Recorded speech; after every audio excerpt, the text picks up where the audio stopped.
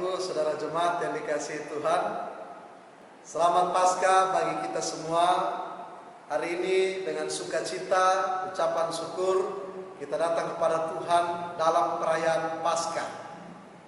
Paskah dalam perjanjian lama, Tuhan Allah melalukan malaikat pencabut nyawa untuk mencabut nyawa setiap anak sulung orang Mesir. Dalam perjanjian baru kita merayakan Paskah sebagai kebangkitan Yesus, kemenangan Yesus atas maut, atas dosa, dan atas kuasa iblis. Hari ini mari kita nyatakan ucapan syukur kita nyatakan seluruh hidup kita persembahkan untuk kemuliaan nama Tuhan. Mari kita siapkan hati untuk mendengarkan firman Tuhan. Kita bernyanyi dari Kidung Jemaat nomor 194 bait 1 dan bait yang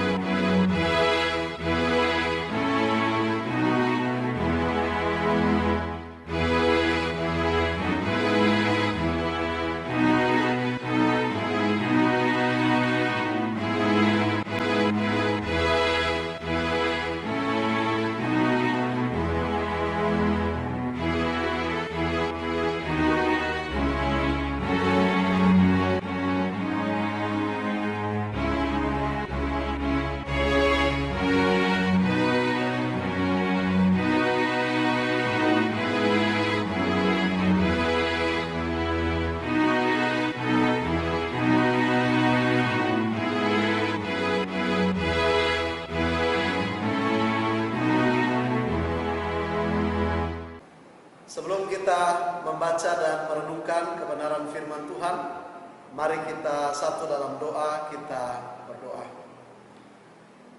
Terpuji Engkau Allah Bapa dalam nama Yesus, Allah yang telah mati di atas kayu salib bagi kami, Allah yang mengorbankan dirimu, hidupmu bagi kami. Kami saat ini Tuhan dalam perayaan Paskah, kebangkitan Yesus Kristus, kemenangan Yesus Kristus atas maut, atas kematian, atas kuasa dosa, dan atas kuasa iblis. Kami datang dalam ucapan syukur, kami datang dalam penyembahan kepada Yesus Kristus. Dan saat ini Tuhan, kami rindu untuk mendengarkan kebenaran firman-Mu. Tuhan mari bersabda bagi kami, Tuhan mari tuntun kami di dalam dan melalui kebenaran firman Tuhan. Sehingga hidup kami sungguh-sungguh jadikan menjadi satu ungkapan syukur yang nyata bagi kemuliaan nama Tuhan. Terpujilah nama-Mu Bapa dari dulu, sekarang, bahkan sampai selama-lamanya. Dalam nama Yesus firman yang hidup, kami berdoa. Amin. Bapak Ibu Saudara yang dikasihi Tuhan, pembacaan firman Tuhan bagi kita dalam ibadah dan perayaan Paskah di tahun 2020 hari ini terambil dari surat Paulus kepada jemaat di Korintus, 1 Korintus pasal 15. 1 Korintus pasal 15, kita baca ayat 50 sampai dengan ayat 58. 1 Korintus pasal 15 ayat 50 sampai ayat 58. Silakan Bapak Ibu buka Alkitab masing-masing di rumah masing-masing, dan saya akan baca untuk kita semua.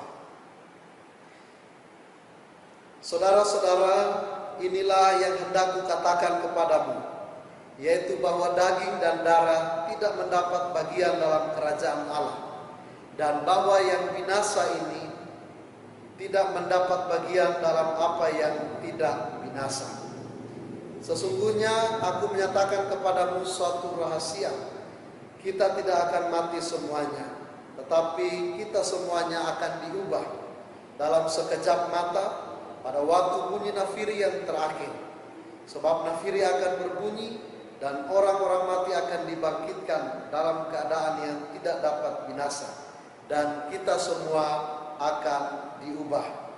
Karena yang dapat binasa ini harus mengenakan yang tidak dapat binasa, dan yang dapat mati ini harus mengenakan yang tidak dapat mati. Dan sesudah yang dapat binasa ini mengenakan yang tidak dapat binasa, dan yang dapat mati ini mengenakan yang tidak dapat mati, maka akan genaplah firman Tuhan yang tertulis, maut telah ditelan dalam kemenangan. Hai maut, di manakah kemenanganmu? Hai maut, di manakah sengatmu? Sengat maut ialah dosa, dan kuasa dosa ialah hukum Taurat. Tetapi syukur kepada Allah yang telah memberikan kepada kita kemenangan oleh Yesus Kristus Tuhan kita.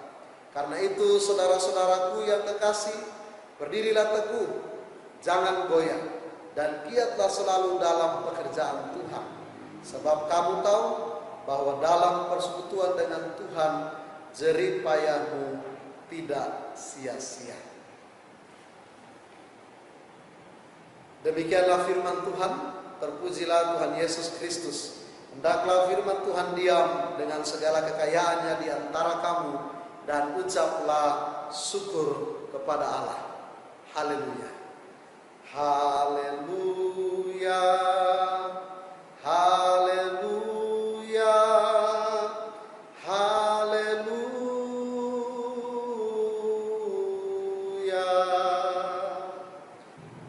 Salam Bapak Ibu Saudara Jemaat yang dikasihi Tuhan. Selamat Paskah untuk kita semua. Paskah di tahun 2020 ini merupakan bagi saya dan mungkin bagi Bapak Ibu merupakan Paskah yang spesial. Kenapa saya katakan spesial? Karena tahun ini kita merayakan Paskah berbeda dengan tahun-tahun yang sudah pernah kita rayakan. Tahun ini kita rayakan Paskah, kita tidak beribadah di gedung gereja. Tahun ini kita merayakan Paskah di rumah kita masing-masing. Tetapi kita terus diingatkan bahwa gereja bukan gedungnya. Gereja bukan tembok-tembok yang mati. Gereja bukan kursi-kursi yang mati. Gereja bukan mimbar yang mati. Tetapi gereja adalah saya dan Bapak Ibu Saudara jemaat. Maka itu ketika tahun ini kita diizinkan Tuhan, masih diberikan kesempatan dari Tuhan untuk merayakan Paskah di tahun 2020 ini, dengan segala situasi kondisi yang ada, kita tetap bersyukur karena tidak mengurangi makna Paskah dalam iman kita sebagai orang percaya. Virus corona tidak mampu mengurangi makna kebangkitan Kristus, kemenangan Kristus atas dosa, atas maut, dan atas kuasa iblis. Memenangkan semuanya itu bagi Bapak Ibu Saudara dan saya. Maka itu mari kita tetap bersyukur, bersukacita di dalam Tuhan. Tema yang diberikan oleh Majelis Sinode GKO untuk kita renungkan bersama dalam ibadah dan perayaan Paskah hari ini tahun 2020, sudah menang. Bapak Ibu Saudara yang dikasihi Tuhan, kita lihat dari tema ini, sudah menang. Apa arti kata menang bagi Bapak Ibu Saudara dan saya? Dan apa maksudnya kemenangan Kristen? Kemenangan Kristen itu bukan sekedar seperti kemenangan-kemenangan sebuah pertandingan. Kalau kemenangan pertandingan, kita mendapatkan hadiah, mungkin piala, mungkin medali, mungkin uang, mungkin pekerjaan, mungkin jabatan. Tapi kemenangan di dalam Kristus lebih daripada itu. Hari ini kita akan lihat bersama apa arti kemenangan Kristen. Yesus yang sudah menang atas maut, dia bangkit bagi Bapak Ibu Saudara dan saya. Dia menyatakan kuasanya, membuktikan kuasanya dalam kehidupan kita. Menang dalam kekristenan bukan berarti menang sebuah pertandingan. Menang dalam kekristenan bukan berarti menang melawan sesama, menang melawan agama lain, menang melawan pendapat orang lain, menang dalam sebuah perdebatan. Bukan berarti itu. Kemenangan Kristen yang sesungguhnya yang dikerjakan Yesus dari atas kayu salib dan kebangkitan Kristus lebih daripada itu. Tapi Ibu Saudara yang dikasihi Tuhan, kalau Paulus mencatat pertandingan di dalam sebuah pertandingan, ada yang menang dan yang menang diberikan hadiah. Namun hadiah yang diberikan oleh dunia tidak sama dengan hadiah yang diberikan oleh Kristus bagi Bapak Ibu, Saudara dan saya. Kemenangan yang diberikan Kristus bagi Bapak Ibu, Saudara dan saya itu bersifat kekal, abadi, dan tidak dapat dirusak oleh apapun. Tidak dapat ditukar oleh apapun. Tidak dapat digantikan, digeser oleh apapun. Bacaan firman Tuhan kita hari ini mengajarkan Bapak Ibu Saudara dan saya arti kemenangan yang sesungguhnya. Kita lihat dari ayat 50 sampai dengan ayat 53. Di sini Tuhan melalui Rasul Paulus, dia berkata tentang tubuh yang fana ini. Tubuh yang fana ini, daging dan darah ini dapat binasa. Dan ini tidak akan mengambil bagian dalam keadaan yang binasa, yang abadi. Tubuh atau darah daging ini akan digantikan dengan tubuh yang abadi, tubuh yang kekal. Bapak Ibu Saudara dikasihi Tuhan, ayat 50 sampai ayat 53 mau mengajarkan kepada Bapak Ibu Saudara dan saya. Paulus sedang berbicara tentang tubuh yang fana ini akan hilang. Kalau kita lihat di cermin, kita berkaca, kita lihat wajah kita, betapa gantengnya kita, betapa cantiknya kita, betapa gagahnya kita, betapa hebatnya kita, betapa kuatnya kita kelihatan secara fisik. Namun Paulus katakan ini semua dapat binasa. Dan ini semua tidak abadi. Ini semua akan digantikan dengan yang tidak dapat binasa. Ini menggambarkan kerajaan Allah itu berbicara tentang hal yang abadi, hal yang kekal, dan hal yang tidak abadi tidak akan mengambil bagian dalam kerajaan Allah. Bagian firman Tuhan yang lain Paulus katakan, kemah ini, dia gambarkan tubuh ini sebagai kemah dalam tanda kutip. Kemah ini akan dibongkar, digantikan. Karena apa? Karena tubuh ini tidak mendapat bagian dalam kerajaan Allah yang abadi, yang kekal.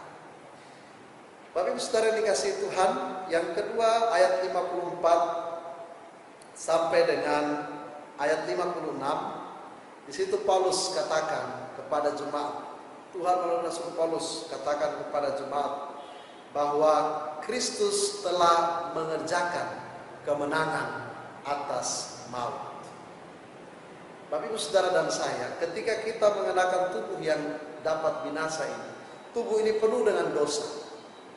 Sejak dari lahir kita sudah mengenakan dosa di dalam tubuh kita ini. Tubuh yang ada ini adalah hasil dari dosa. Dosa yang dikerjakan oleh Adam dan Hawa. Dosa yang sudah kita warisi dari nenek moyang kita. Kita bawa sampai saat ini. Dan tubuh yang penuh dengan dosa ini ditebus, kuasa dosa ini ditebus oleh Kristus melalui kematian Kristus di atas kayu salib. Berarti saudaraku, dari ayat 54 sampai ayat 56, kematian Kristus di atas kayu salib menyatakan bagi kita bahwa Dia sudah menang atas maut, dan kebangkitan Kristus membuktikan bahwa maut tidak berkuasa atas Kristus. Roma pasal 6 di sana dikatakan bahwa kita yang sudah dipersatukan dalam kematian Kristus, maka kita juga dipersatukan dengan kebangkitan Kristus. Berarti ketika Kristus menang atas maut, ketika Kristus sudah berkuasa atas maut, maut itu sudah dikalahkan, dosa itu sudah dikalahkan, kuasa iblis itu sudah dipatahkan. Berarti Bapak Ibu Saudara dan saya pun kita sudah disatukan dengan kebangkitan Kristus atas maut. Yang berikut ayat 57 sampai dengan ayat 58. Ayat 57 sampai ayat 58, Paulus mengajak, dengan demikian ketika kita yang sudah ditebus oleh Kristus dalam kematian dan kebangkitan Kristus, kita diminta untuk mengucap syukur kepada Allah. Kita diminta untuk mengucap syukur kepada Allah. Kenapa Bapak Ibu Saudara? Karena Allah dalam Kristus Yesus telah mengerjakan kemenangan atas maut, atas dosa, dan atas kuasa iblis bagi Bapak Ibu Saudara dan saya. Maka di ayat 58 Paulus mengajak semua jemaat yang sudah dimenangkan oleh Kristus. Saya baca untuk kita semua. Karena itu saudara-saudaraku yang kekasih, berdirilah teguh, jangan goyah, dan giatlah selalu dalam pekerjaan Tuhan. Sebab kamu tahu bahwa dalam persekutuan dengan Tuhan, jeripayahmu tidak sia-sia. Apa berita firman Tuhan bagi Bapak Ibu Saudara dan saya di ibadah dan perayaan Paskah tahun 2020 hari ini dan di sini? Bapak Ibu Saudara jemaat yang dikasihi Tuhan, mari kita lihat 3 dimensi yang dikerjakan Kristus melalui kebangkitannya. Yang pertama, kebangkitan Kristus membuktikan Dia menang atas kuasa dosa. Yang paling berat, pergumulan yang paling berat, masalah yang paling berat dalam kehidupan kita adalah dosa. Dosa itu mengerjakan kematian dan maut. Dosa itu membuat kita jauh dari Allah, dan itu masalah yang paling berat dalam kehidupan. Kristus bangkit, Dia mengalahkan kuasa dosa. Berarti Bapak Ibu Saudara dan saya pun kita diminta untuk tidak lagi diperhamba oleh kuasa dosa. Ketika kita merayakan Paskah hari ini, firman Tuhan mengajak kita untuk kita tidak lagi menghambakan diri di bawah kuasa dosa. Kita sama-sama bertobat, kita sama-sama membangun hidup yang baru di dalam Tuhan. Yang kedua, kemenangan Kristus atas kuasa maut. Bapak Ibu Saudara jemaat yang dikasihi Tuhan, mungkin ada di antara kita yang bertanya-tanya, kalau Kristus sudah menang atas maut, lalu kenapa kita manusia masih mengalami yang namanya kematian? Saudaraku, kematian yang pertama adalah satu-satunya jalan untuk kita kembali kepada Kristus. Paulus katakan dalam Filipi 1 ayat 21, bagiku hidup adalah Kristus dan mati adalah keuntungan. Berarti kematian adalah satu-satunya jalan untuk kita kembali kepada Kristus. Kita menyelesaikan segala pekerjaan kita di dalam dunia ini, dan kita datang kembali kepada Dia, pemilik kehidupan. Yang kedua, kematian itu bukan lagi sesuatu yang menakutkan.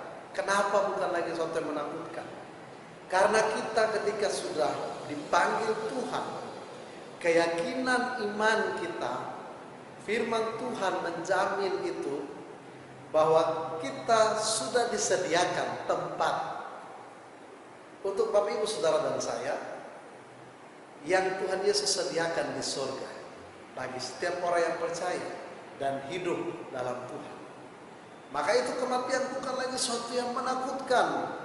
Maka paslah, wajarlah Paulus katakan kepada jemaat di Filipi bahwa kematian itu adalah sebuah keuntungan. Maka itu ketika kita bertanya-tanya, kenapa saat ini kita masih mengalami yang namanya kematian? Memang kematian itu menyedihkan karena kita harus berpisah dengan orang yang kita sayangi, yang kita cintai. Tetapi kematian bukan lagi sesuatu yang menakutkan bagi saya, bagi Bapak Ibu Saudara. Karena setelah kita mati, kita pegang janji Tuhan. Kita tidak kemana-mana, tapi kita sudah disediakan tempat bagi Bapak Ibu Saudara dan saya, bagi setiap kita yang hidup dalam Tuhan dan melakukan kehendak Tuhan. Maka itu maut sudah ditelan dalam kemenangan. Hai maut, di manakah sengat? Yang ketiga, firman Tuhan hari ini mengajarkan kepada kita, kematian Kristus, kebangkitan Kristus membuktikan bahwa Dia menang atas kuasa kegelapan. Kuasa iblis sudah ditaklukkan, sudah dipatahkan oleh Kristus. Maka kita semua, kita tidak lagi takut kepada kuasa kegelapan, takut kepada kuasa-kuasa iblis. Sayangnya hari ini banyak orang percaya yang merayakan Paskah, tetapi kita masih takluk di bawah kuasa iblis. Kita masih menyerahkan hidup kita pada kuasa-kuasa pekerjaan-pekerjaan kegelapan, pekerjaan-pekerjaan iblis. Padahal Kristus sudah memenangkan itu semua bagi kita, bagi saya dan bagi Bapak Ibu Saudara jemaat. Untuk itu, ketika kita hari ini merayakan Paskah, kita sangat bersyukur bahwa Kristus sudah memenangkan kematian, maut, dan juga kuasa iblis, kuasa kegelapan bagi kita semua. Maka mari kita bersyukur. Pertanyaan perenungan selanjutnya adalah bagaimana caranya kita bersyukur? Saya mengajak kita melihat seorang tokoh dalam Alkitab yang bernama Zakeus. Saudaraku, kita tahu siapa itu Zakeus.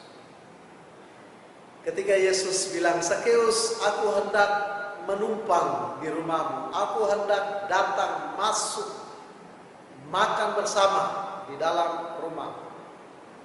Setelah Yesus masuk di rumah Zakeus, begitu sukacitanya Zakeus karena kehadiran Yesus membawa keselamatan bagi dia dan bagi seisi rumah. Maka ucapan syukur yang dilaksanakan, yang dilakukan oleh Zakeus adalah dia katakan, sebagian yang sudah aku rampas, aku akan kembalikan pada rakyat miskin. Nanti Bapak Ibu Saudara dikasih Tuhan, Zakeus mengucap syukur dengan mengembalikan apa yang sudah dia rampas, apa yang bukan menjadi haknya. Dia melepaskan semuanya itu. Sekarang pertanyaannya, mungkin kita tidak sekaya Zakeus, mungkin kita tidak punya harta sebanyak Zakeus yang dia kembalikan, dia bagi-bagikan kepada orang lain. Tapi apa yang kita punya dalam kehidupan kita, mari kita berikan untuk Tuhan, karena Dia sudah menang, Dia sudah memenangkan kuasa maut. Kita dimenangkan oleh Kristus. Maka itu Bapak Ibu Saudara dikasihi Tuhan, ayat 58 firman Tuhan mengajak kita, karena itu saudara-saudaraku yang kekasih, berdirilah teguh, jangan goyah, giatlah selalu dalam pekerjaan Tuhan. 3 hal ini merupakan satu ungkapan syukur kita atas karya keselamatan Tuhan, atas kemenangan yang Tuhan Yesus sudah kerjakan bagi kita. Berdiri teguh, jangan goyah, dan giatlah selalu dalam pekerjaan Tuhan. Ketika kita giat dalam pekerjaan Tuhan, pasti kita akan ada dalam satu titik jenuh. Titik jenuh itu kita akan mengatakan, Tuhan, saya capek, saya lelah, Kita sudah melakukan apa yang menjadi bagian kita, tapi terkadang kita tidak dianggap. Kita sudah melakukan apa yang menjadi tugas kita, panggilan kita, tapi itu sepertinya tidak mendapat respon yang positif. Firman Tuhan dalam ayat 58 dikatakan, sebab kamu tahu bahwa dalam persekutuan dengan Tuhan jerih payahmu tidak sia-sia. Untuk itu Bapak Ibu Saudara, mari kita tetap kuat di dalam Tuhan. Persembahkan hidup kita sebagai ucapan syukur yang nyata bagi kemuliaan nama Tuhan. Apa yang bisa kita persembahkan? Mungkin kita tidak punya harta dan kita tidak bisa membalas kebaikan Tuhan, keselamatan yang Tuhan kerjakan dengan harta kita. Mungkin kita tidak bisa memberikan sesuatu apapun. Kita hanya bisa merespon itu dengan apa? Giat dalam pekerjaan Tuhan, dalam persekutuan dengan Tuhan, jerih payahmu tidak sia-sia. Selamat mengalami kemenangan dalam Kristus Yesus Tuhan, Juru Selamat kita. Selamat mengalami kemenangan iman. Selamat berjuang terus dalam kehidupan kita. Masalah terbesar yaitu dosa, maut, dan kuasa iblis sudah dikalahkan. Maka bagian Bapak Ibu Saudara dan saya, kita kerjakan sehari-hari dalam kehidupan kita. Tetap semangat, selamat Paskah, Tuhan Yesus memberkati Bapak Ibu Saudara jemaat. Amin.